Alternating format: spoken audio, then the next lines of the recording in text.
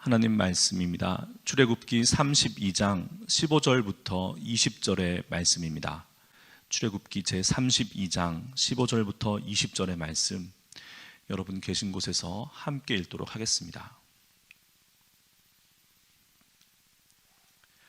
모세가 돌이켜 산에서 내려오는데 두 증거판이 그의 손에 있고 그 판의 양면 이쪽 저쪽에 글자가 있으니 그 판은 하나님이 만드신 것이요 글자는 하나님이 쓰셔서 판에 새기신 것이더라. 여호수아가 백성들의 요란한 소리를 듣고 모세에게 말하되 진중에서 싸우는 소리가 나나이다. 모세가 이르되 이는 승전가도 아니요 패하여 부르짖는 소리도 아니라 내가 듣기에는 노래하는 소리로다 하고 진에 가까이 이르러 그 송아지와 그 춤추는 것들을 보고 크게 노하여 손에서 그 판들을 산 아래로 던져 깨뜨리니라. 모세가 그들이 만든 송아지를 가져다가 불살라 부수어 가루를 만들어 물에 뿌려 이스라엘 자손에게 마시게 하시니라. 아멘. 이 새벽을 깨우셔서 기도의 제단을 쌓으시는 여러분들의 기도에 하나님이 크신 축복이 임하실 줄 믿습니다. 모세가 산을 내려옵니다. 그의 두 손에는 하나님께서 손수 새겨주신 하나님과 당신의 사랑하는 백성들 사이에 언약의 증거판이 들려 있습니다. 진중에 가까이 옵니다. 요란한 소리가 나요. 수종 들던 여호수아가 싸움이 났나 봅니다. 모세는 알고 있습니다. 이미 산 위에서 하나님께서 당신의 백성들의 그 패역한 모습을 보시고 아시고 크게 진노하셔서 이들을 백성들을 끊어내리라 하셨던 그 하나님의 엄중한 이야기를 모세는 하나님이시여 그리 마옵소서. 이미 모든 상황을 알고 모세는 진중에 가까이 내려왔어요. 그런데 보고 듣자 지면 위에 모세와 같이 온유한 자가 없다던 그 모세가 분노합니다. 저는 분노라기보다는 이것은 절망이라고 생각해요. 우리에게는 하나님의 백성이 될 아무런 희망이 없구나. 내 손에 들려있는 이 하나님의 언약의 증거판이 우리에게는 그것을 지킬, 감당할 아무런 능력도 자격도 없구나. 그 증거판을 산 아래로 던집니다. 그리고 모세는 진중에 들어가서 자신의 동족들이 만든 그 금송아지를 가져다가 불사릅니다. 가루로 만들고 그것을 물에 뿌려 백성들이 마시게 합니다.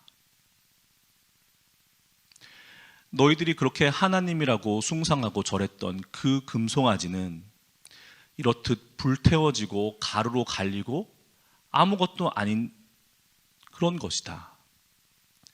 그런 것에 의지하고 절하고 너희들의 희망을 걸었느냐. 그리고 형 아론에게 자초지종을 묻습니다. 아론에게 회개할 기회를 주어요. 그러나 모세가 없었던 때 지도자의 자리에 올랐던 아론의 입에서 나오는 이야기는 핑계였습니다. 아론에게서 우리들의 모습을 보게 돼요. 백성들에게 회개하지 않는 백성 3,000명을 죽입니다. 형제가 형제를, 아비가 자식을 죽이는 말 그대로 아비규환의 상황이 벌어집니다. 그리고 모세는 다시 하나님께 나아갑니다. 다시 산에 올라 자신과 동족의 죄를 하나님 앞에 속죄합니다. 죄를 사하여 주십시오. 주옵소서. 그리 아니하시려거든 하나님의 그 기록된 책, 그 생명책에서 나의 이름을 지워 주옵소서. 우리는 이 무거운 본문 앞에 오늘 새벽에 섰습니다. 우리는 이 본문을 어떻게 받아들이고 어떻게 우리 삶에 적용해야 할까요? 두 가지 차원에서 우리 오늘 이 새벽에 은혜를 나누려고 해요. 우선 여러분, 하나님께서, 우리가 너무나도 익숙한 사랑의 하나님께서 그 한 번 실수했다고 그토록 진노하시고 동족간에 3,000명을 쳐 죽여야 했고, 우리 하나님 맞으신가? 이런 생각 드실 수 있습니다. 시대를 건너뛰어서 사도시대 처음 교회로 가보겠습니다. 사도행전 5장에 아나니아와 삽비라 사건이 있어요. 아나니아와 삽비라는 자신의 소유를 팔아서 그것을 사도의 발 앞에 내어놓습니다. 근데 그게 전부가 아니었던 거죠. 자신의 몫을 숨겨두었습니다. 하지만 전부를 바쳤다 사람들 앞에서, 하나님 앞에서 거짓과 위선을 드러냈어요.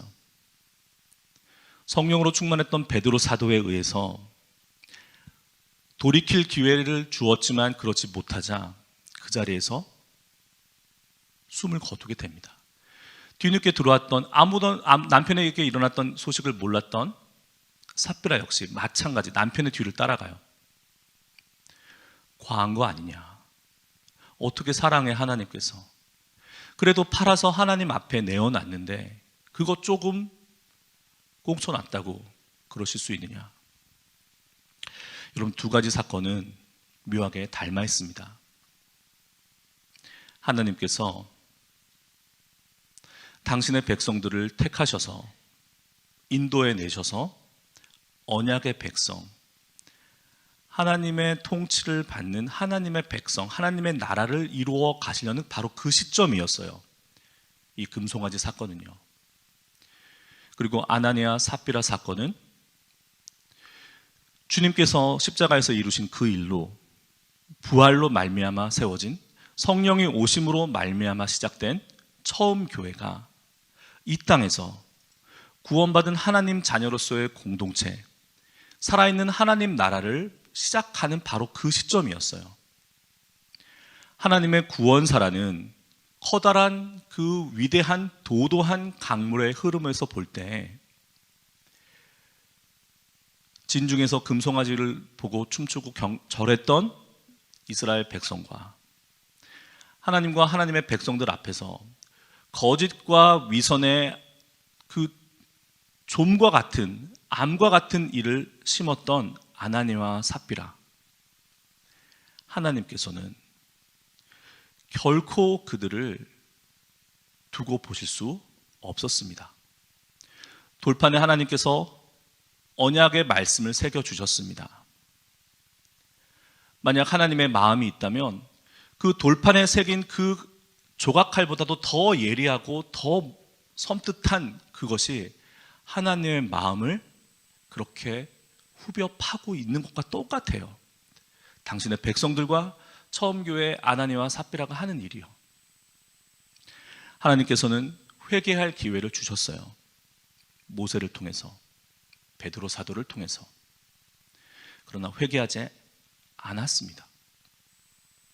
어떻게 해야 할까요? 이것이 한 가지 차원입니다. 그리고 또 하나 차원, 우리들 삶에 있어서, 우리들 신앙생활에 있어서 회개. 여러분, 회개란 말에는 아나니아와 삽비라처럼 뒤로 얼마간 빼두는 그런 게 없는 거예요. 오로지 철저한 회개만이 있는 겁니다. 남김없이, 남는 것 없이. 마치 금송아지를 불살라 부수어 가루를 만들어서 그것을 마셔버렸던 것처럼 남는 것은 아무것도 없는 것입니다. 아론처럼 이건 이래서 그랬습니다, 저래서 그랬습니다, 핑계 없는 겁니다. 그리고 회개하지 않는 자들에게는, 회개의 기회를 거부한 자들에게는 죽음밖에 없습니다. 여러분, 우리 이것을 이렇게 받아들이셔야 돼요. 우리가 하나님께 아뢰이면, 우리의 죄를 아뢰이면, 우리의 허물을 고백하면 하나님은 용서해 주신다. 아멘. 우리는 이미 용서받았습니다. 그런데 여러분, 하나님을 값싸게 용서하시는 분으로 만드셔서는 안 됩니다. 우리가 받는 용서는, 우리가 받는 은혜는 참으로 값비싼 은혜예요. 예수님께서 십자가에서 그 모진 고통 참아 가시며 마지막 순간에는 차마 그 기도도 나오지 않는 그런 상황 속에서 아버지와 끊어지는 절망의 상황을 딛고 그분이 이루신 그 일로 말미암아 우리가 용서를 받은 거예요. 참으로 값비싼 은혜입니다. 그런데 어느덧 우리는 그 주님의 그 은혜를 값싼 은혜, 값싼 용서로 만들어버릴 때가 너무 많아요. 돌판을 새길 수 있는 조각칼보다 더 예리한 조각칼로 주님의 마음을 그렇게 하고 있습니다.